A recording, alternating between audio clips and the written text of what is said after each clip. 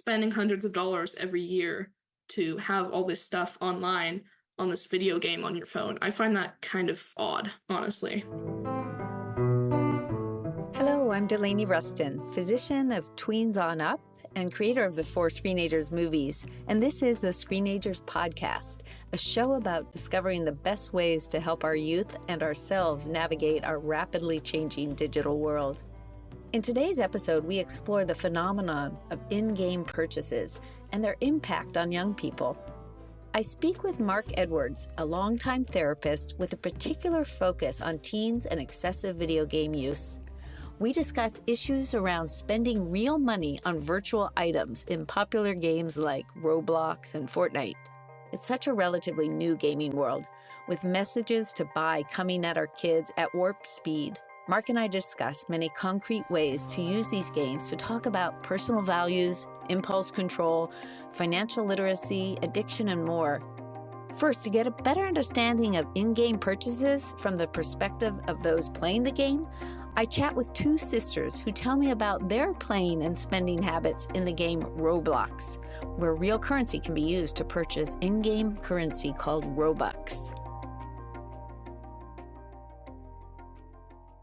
I have spent Robux in games to get mostly like outfits and stuff, customization of your character, VIP things. For games I play more often, like I'm thinking of getting VIP for Dress to Impress, and there's like different things you can spend your Robux on.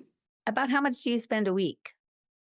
It's a bit of money to get Robux, so I'm not able to spend any. I know quite a few people spend like all their money on it. It's usually gift cards and you get it, and what people will most commonly use it for is just to customize their avatar and get little things. But also you can buy entire games with Robux too. Aren't the games free? They are free, but you can also use Robux to buy even more games. But there are like, I don't know how many games, hundreds of thousands, millions of games. I don't know. There's many and they're all free, except you can buy more with money. But there's so many to play freely, you don't need more to buy unless there's somebody you want to play with who's playing this special game. But it's definitely not necessary. And do you think it's strange at all to spend money on virtual things that it's not like buying a sweater or something? I think it's really weird. I see a lot of people doing that, and with like Fortnite, like having like a Fortnite battle pass, that's like a big thing too. I don't really play Fortnite, but I think it's really odd spending like $5 to like customize your whole avatar and then like having it forever. That I kind of understand. So you're not like in like the basics. You're like, oh, whenever I go on, I have like hair and an outfit and whatever. I think that makes sense, but spending hundreds of dollars every year to have all this stuff online on this video game on your phone, I find that kind of odd, honestly. Yeah. What do you think, Natalie? I agree with that. I think it's pretty fun, but I won't spend too much money personally. I don't want to spend a lot just to like use it for a little bit of time and then move on to a different thing. What would be something you'd spend on? Do you play any other game besides Dress to Impress? Our cousin plays a game called Shark Bite with us. It's really fun. This, you can either be the shark or be a person, and so that's a fun one. Are you buying really quickly in real time? Like, okay, hit there, and it takes money from a little virtual bank account where you have put in real money? Yes. Usually, yeah, because you'll spend a certain amount of money to get a certain amount of Robux, and you have them in your account. It's complicated because a lot of times you'll have game money, but that you didn't spend real life money on that. Like you can walk around and collect money and things like that and use that to buy stuff. So there's a lot of buying that's also free because it's not real money. Or like you play this many times and you can walk around and pick up money. So there's always like money for that specific game, and then also you can spend money and buy more things as well. Robux. Yeah, using Robux, which you paid for. Would you say most every game there is this element of buying? Yeah. Very much about a buying culture here. Yeah. Yes. Now let's turn to my conversation with therapist and teen video game use expert, Mark Edwards. Hi, Mark, and thank you so much for being on the Screenagers podcast. Not at all. It's an absolute pleasure. Let me just ask this as a parent who thinks still that it is just so strange to buy virtual products, that you are not buying actually something. I was thinking the other day, on one level, as a society, that we are very concerned about global warming, about use it and then discard it. We have overproduced and we are full of toxins and plastics. There's something to be said that the way that these companies gain money for these games is having these purchases, which actually are not physically viable. The flip side is it's just so weird to be buying things that you're not really buying anything. Many of us feel wonderful about the idea of going to buy a book. A book is a physical object. It has pages. It has that wonderful new book smell. But what we're buying is the ideas and the narrative inside the book. If we go to see a movie, we have the experience of being in a movie theater and we eat popcorn and candy, but what we're purchasing is the experience of the narrative, the story in the film that is ephemeral. We walk away from the film with kind of an idea of what it was that we just experienced and whether it felt good or it didn't feel good. So again, we're buying things that in the truest sense don't exist. This is just the natural progression of ideas. You're now buying objects that appear in 3D on a screen, but actually don't exist. They exist to me as much as Leonardo DiCaprio exists to me. I know he's out there somewhere. I think he's a real person, but he's a series of characters that I bought into over the course of my adult life. So let's just start with, first and foremost, what are loot boxes? The loot boxes are specific to very specific games, but the principles behind them you'll find right across the board. So in games like Roblox, in other games that involve lots of kids like Fortnite, for example, or in app-based games, smartphone games, there is an aspect of reward for use. So simply turning up, showing up for that particular session, that particular game, means that you'll be granted a fairly small and fairly insubstantial reward. It might be once a day, it might be once every 4 hours or so on. But the idea is, in just the same way that we think about getting streaks on social media, use every day, streaks on things like Duolingo, where you're encouraged to come back and keep that practice going.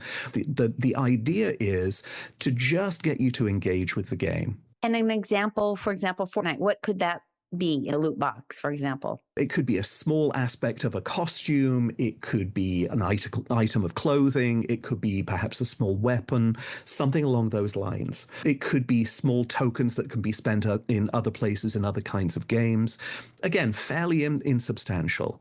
But of course, the idea is not only does this recruit you to continue playing, yes, but it also encourages you to the idea that there are other things that you can also achieve. You can move forward in the game. You can become more powerful or more successful if you just separate a few dollars from your bank account. So it has this dual purpose of both recruiting you to play the game that day, but also encouraging you to think about, well, for a couple of dollars here and a couple of dollars there, I can actually leap that much further ahead in the game, or I can become just that little bit more powerful. So as you download a game like Fortnite or Roblox or any number of game apps that you can find on your app store of choice, you're encouraged to play that game, and you will love playing that game in large part because you didn't pay for it. But of course, for game developers, there is an imperative to make money. As an economic model, it works very successfully for game development studios. The obverse, of course, is the release of very, very large-scale games. These are games for PlayStation and Xbox, where most people will buy the entire game. There are very few, if no, in-app purchases, but you're paying $50 or $60 for the process of actually getting into the game. I talk to many young people and the parents, and the young people are saying they want more Robux. They want money to spend in Fortnite. The draw is a natural draw. we always want something bigger, something newer, something better. If we're involved in baseball, we want a bat that is lighter and will make the ball fly further. If we engage in cycling, we want a bike that is a little bit lighter or moves a little bit faster. We are an acquisitive species, so we're always looking for the edge and the next thing. This is just a newer version of exactly that same kind of sense of acquisitiveness. And also, and I just want to add that a big part of it is social status. Absolutely. The tension among teens related to, did you earn that skin or those weapons, or did you just pay for it? So you're kind of in a double bind too. And the parents don't know how to navigate all of this. And it can be a lot of tension in the home around this. Can you speak to why there is that draw and your concerns about it? For me, working with and talking with parents specifically, there are a couple of things to bear in mind. The first is that as a parent, one of the things that makes parenting so difficult is that you're often working on two levels at the same time. In the case of, Mom, I need some money for Robux, or Mom, I need some money for this new skin or this new weapon, there is the immediate moment. Do I reinforce this with my child? Do I allow my child to feel successful? Do I allow my child to have the thing that they want in the moment? At the same time, that one of the difficulties of being a parent is that you're parenting not just for now, but for where your child will be in 6 weeks, 6 months, and 6 years. And one of the lessons that parents can instill with their children, one of the possibilities that having this negotiation about in-app purchases or in-game purchases, what that presents to you is the opportunity to talk with kids about specifically, what is it that this purchase will get you? Is this purchase something that's worth buying right now? Now, in the moment, that's an important and useful conversation to have. But it's also something that will be much more important as time goes by. What starts off as a few dollars for an in-game purchase right now turns into designer jeans, or this car over that car, or a house in this neighborhood over that neighborhood. And one of the things that very often gets lost in these very short-term decisions is that the cash that is being dispensed, the money that you're spending, is a tool. It's something that will get you what you want now, but it can also be applied, that same $5 can be applied somewhere else to get you something else that you want. I'm a big believer of the rule of threes with money management for kids. The rule of threes is that if your children get an allowance each week or each month, your objective as a parent is to teach a lesson, not just give the money. The rule of threes essentially suggests that you take whatever that allowance might be, and it may be based on chores or just because you're 11 or 15 years old, but that allowance is split in 3 different directions. The first third is to be spent immediately. Everybody needs to learn the joy, the power of being able to go out and buy something right now that is a joy, or it's something that tastes good immediately. The second of those 3 portions for the allowance should be put aside to save, because it's really important for children to recognize that money that's saved grows over time, compounding. $5 now that is saved in 20 years' time is significantly larger than $5. That's a lesson for children to learn. The last third should be given away, because again, it's valuable for children to realize that I have something here, and there are many other people in many other circumstances who don't have this $5. The kids decide who they give that money to. It can be an animal shelter, it can be someone on the street, it can be somebody who lost their home in a fire. Children get to learn the power of that money to be given away.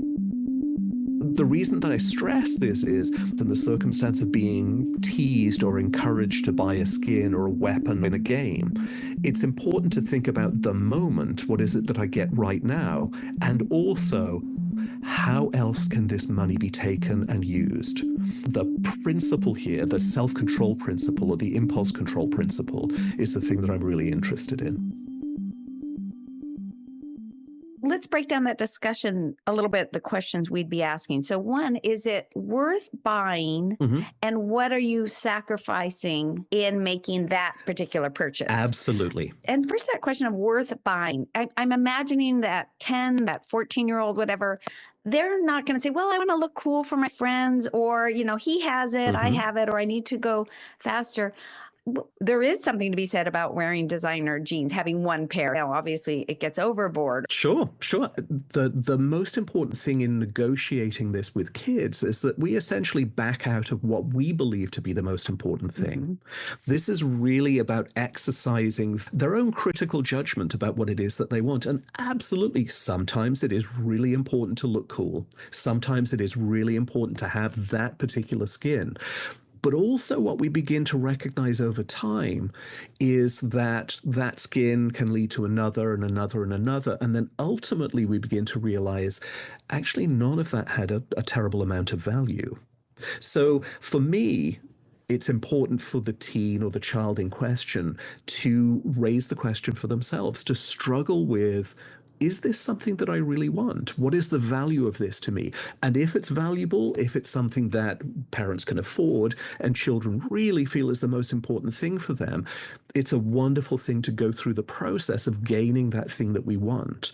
And also go through the process of realizing, oh, that actually didn't change too much of the way that I think or feel anyway. So having those discussions, we advocate for weekly short conversations about technology. Absolutely. So something positive, and then things that we're struggling. This would be a perfect time, Tech Talk Tuesdays or whenever a family has it, to just say, let's talk about money and the in-game purchases. Often parents will give an allowance for the in-game purchases, and the kid is tasked with budgeting over a certain amount of time. And whereas sometimes it's like, you need to ask me each time, and they click on it, they have the code to link to their credit card. If you can slow down purchasing by not having direct kind of deposit or direct access to a credit card, or if you can have conversations weekly about how much money you're spending and how you're choosing to spend it. For me, it's about the conversation. It's about the struggle. Now, again, for some parents, $5, $10 is a significant amount of money. That ups the stakes in those conversations. It becomes much more of a yes or no kind of conversation. It's about lending your strength as a parent, as someone who has experience in the world and experience that sometimes buying bright new shiny baubles makes us feel happy, and sometimes we actually realize it's not terribly useful. Being able to lend that to a child is a useful thing to be able to do. How does that play out, though, to try to do it in the moment? I think in the moment tends to be less successful if kids are in game. If they're about to walk into a game, or they walk away from a game and they come to you and talk to you about, oh, there is this new thing that I'm desperate to have, that really facilitates the conversation of, how do you make this decision?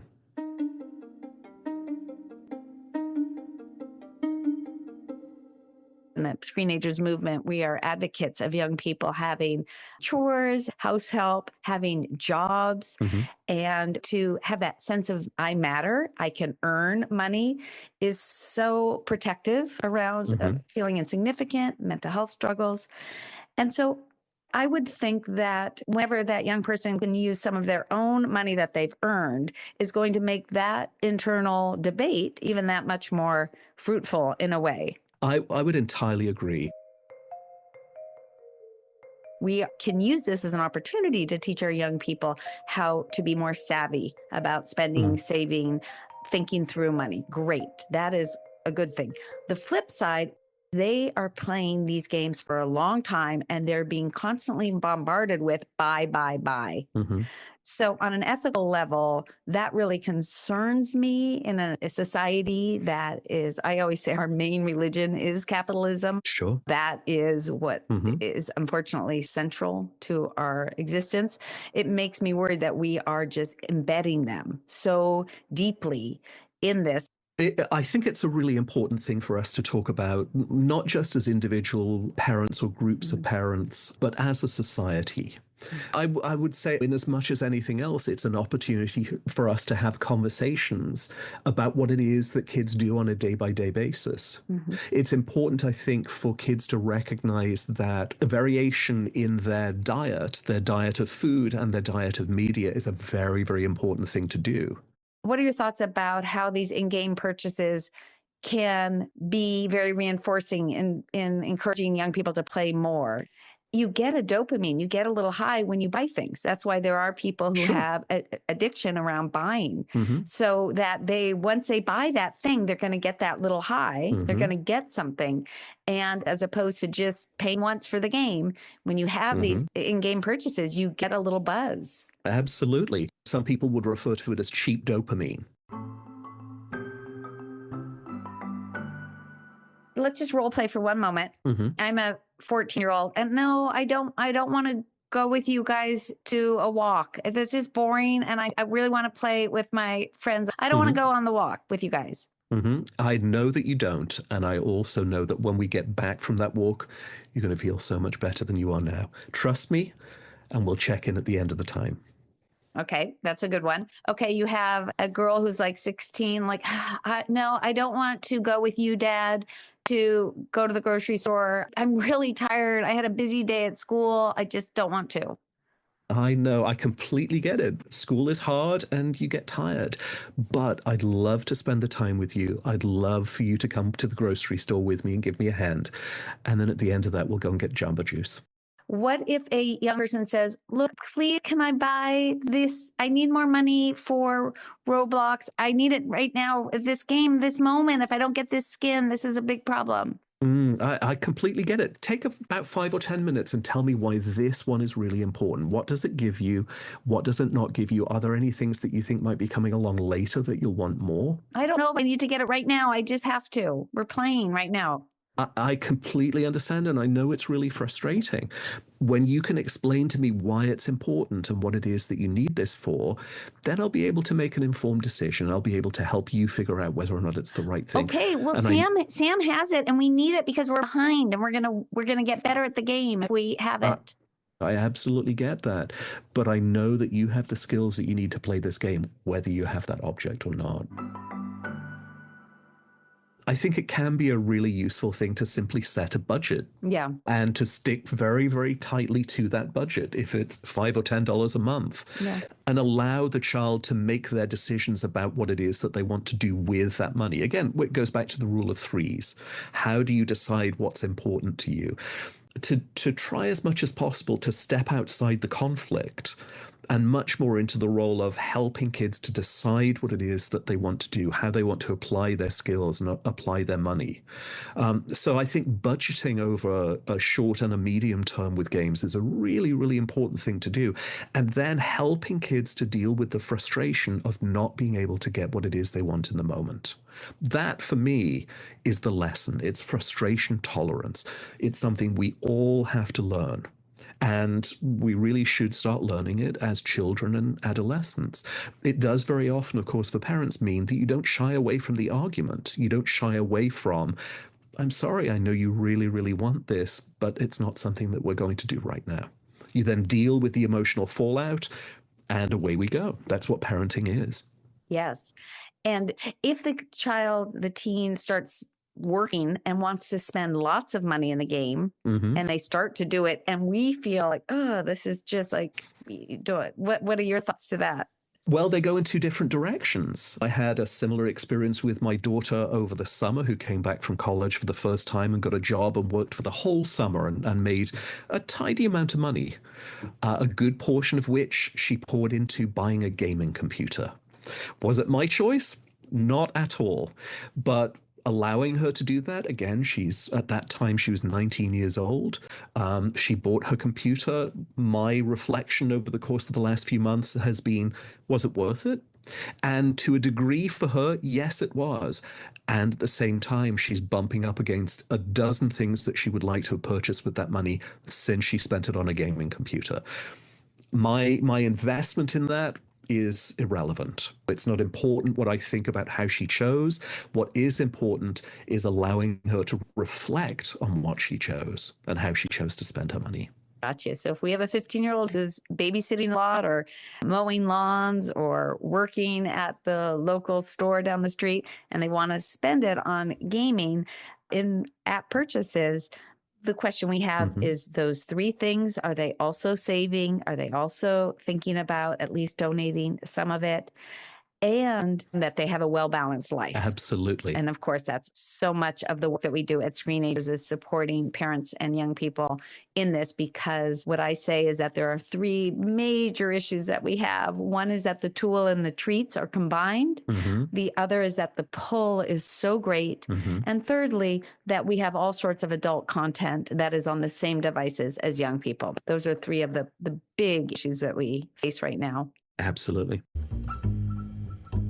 Enough just like pop-ups and buy this 99 Robux, whatever. You don't really get any outside of the game ads, so that's nice because it's free and there aren't any ads. So that's a really nice thing. Because of how vastly popular this game is, they're able to make it have no ads. Basically, Robux is what pays. What a gift that you tuned into the show today. The Screenagers podcast and movement is all about learning together how we can best help our youth of all ages, our communities, and ourselves navigate our rapidly changing digital world. Make sure to subscribe to the podcast to get each episode automatically, and the more subscribers, the easier it is for others to find us. And if you give it a like and write a review, even just one sentence, that helps even more. Check out screenagersmovie.com to get resources for each episode and loads of other resources. Learn about our 4 Screenagers films and find my weekly parenting blog, Tech Talk Tuesdays. And be sure to use the search bar to find many topics you might be wondering about among hundreds of my past blogs. Finally, I love hearing from you, so email me at Delaney@screenagersmovie.com. What ideas do you want to hear for future episodes? Today's show was produced by the following people: me, your host, Delaney Rustin, Lisa Tabb, Rebecca Tolan, and sound editing was done by Alan Gofinski.